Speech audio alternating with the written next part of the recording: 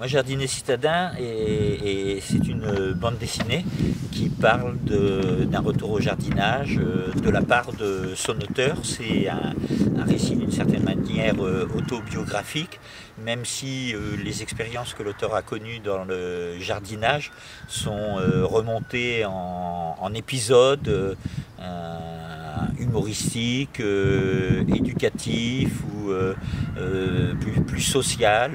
Donc voilà, c'est un enchaînement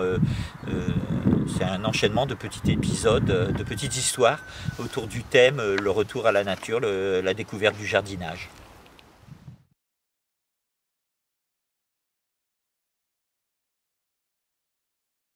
Oui, oui, c'est c'est une première découverte.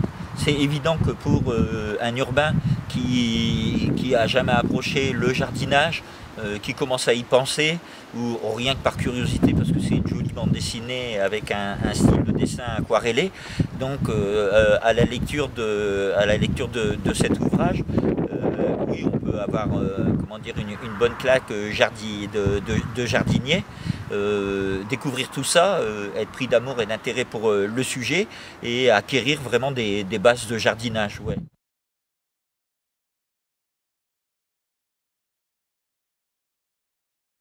C'est une bande dessinée qui s'adresse totalement à un lectorat qu'on appelle de bande dessinée franco-belge, donc plutôt de bande dessinée européenne, parce que c'est un album qui est dans un sens de lecture européen. Il ressemble à pas mal de bandes dessinées qu'on peut trouver sur les tables des libraires maintenant, des gros bouquins, des one-shots ou des histoires sur 2-3 volumes qui sont le fruit d'une influence de la BD asiatique, des mangas type Taniguchi avec une pagination assez importante, mais même dans la production française, il y a de plus en plus de BD romans. Donc c'est une bande dessinée qui s'inscrit un peu dans ces genres-là, quoi, de la bande dessinée roman en couleur, comme on peut trouver des équivalents chez des éditeurs comme Delcourt, Glénat ou Dargaud. Donc c'est une BD qui est iconoclaste dans son contenu, mais pas dans sa forme. Donc c'est aussi une bande dessinée qui peut intéresser les lecteurs de bande dessinée franco-belge, parce que pour ce qui est du style graphique, d'expérience de dessin, tout ça, bon, c'est un public qui est éduqué à tous ces genres d'aventures. Là, la nouvelle aventure, c'est de découvrir le jardinage en Corée, mais en fait un jardinage qui est très proche du jardinage européen ou français, en couleur, avec un style graphique proche de l'aquarelle, mais tout cela étant travaillé à l'ordinateur.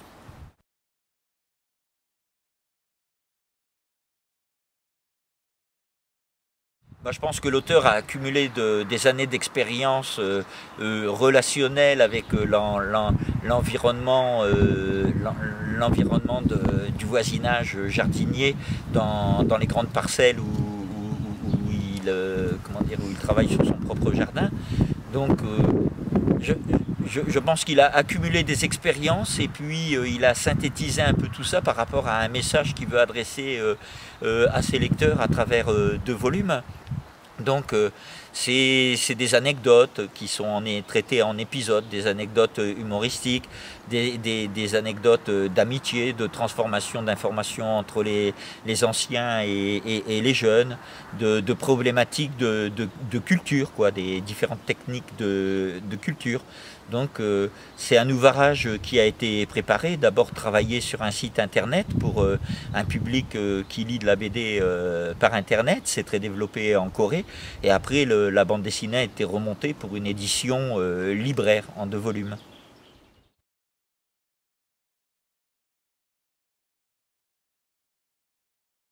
Ben, le premier volume, c'est plutôt la découverte du jardin, la découverte de la nature, les sensations que retire de tout ça l'auteur, le partage aussi des premières récoltes avec sa femme, le pourquoi l'expérience valait le coup au niveau du goût, quand avec sa femme, aux premières récoltes, il s'émerveille par rapport au goût et même l'aspect des légumes qu'il récolte. Donc le premier épisode, c'est la découverte.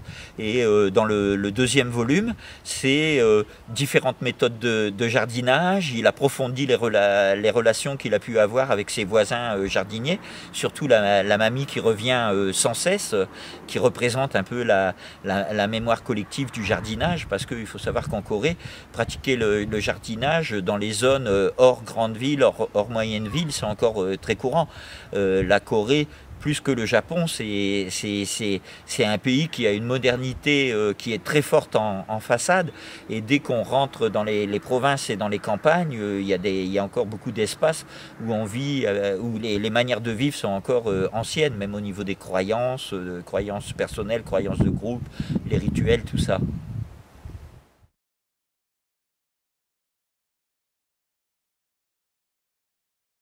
Par la réalité des choses, dans le sens, dans le sens que, comme je me répète, mais à mon avis, on pourra dire que ça aurait été la première bande dessinée écologique qui a été publiée et avec un travail de promo et de marketing et de travail de presse dans cette direction, c'est-à-dire d'affirmer que maintenant, on va traiter très sérieusement des problèmes écologiques et d'une vision future d'un monde où l'écologie, c'est quelque chose d'ordinaire.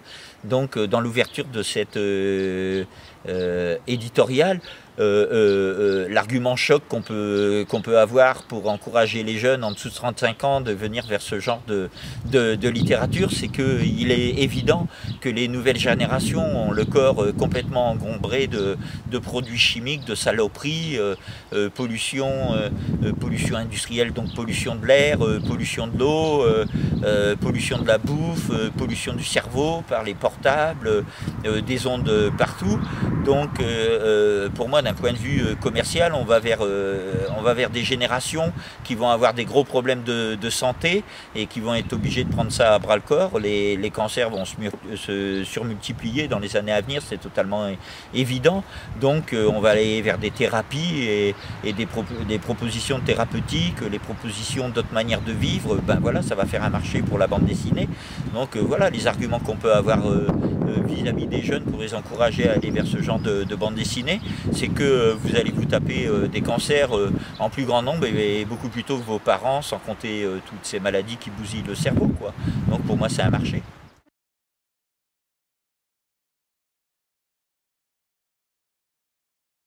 Ben, je pense que l'optimisme qu'il y a dans ces deux bouquins par rapport à, par exemple, l'épisode qui parle des problématiques des graines, à savoir qu'en Corée, quasiment tous les semenciers, c'est-à-dire les gens qui produisent les graines pour le maraîchage, pour le jardinage ou même pour l'agriculture, donc il y avait des entreprises locales, maintenant quasiment c'est que des entreprises étrangères, donc ils dépendent de l'importation, donc des graines manipulées qui au bout de 3 utilisations deviennent stériles, donc on n'a plus qu'à recommander un paquet de graines, sans compter les OGM qui rentrent en Corée pour l'alimentation du bétail, c'est évoqué là-dedans.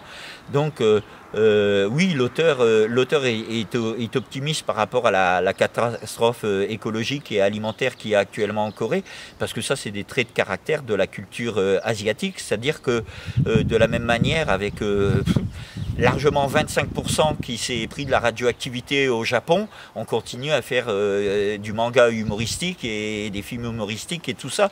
C'est-à-dire que face à la mort, face à la morbidité qui va s'avancer et se manifester dans les années à venir d'une manière très forte dans toutes les sociétés comme conséquence des pollutions diverses, oui, il faut être optimiste. C'est-à-dire que la mort va ramener de l'humour et de la sociabilité et de la joie.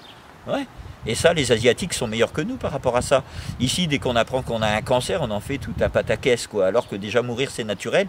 Et quand on vit dans un monde où on n'a que de la merde à manger, c'est normal de choper des cancers. Donc, il faut quand même avoir un peu de sens de l'humour par rapport à nos conneries.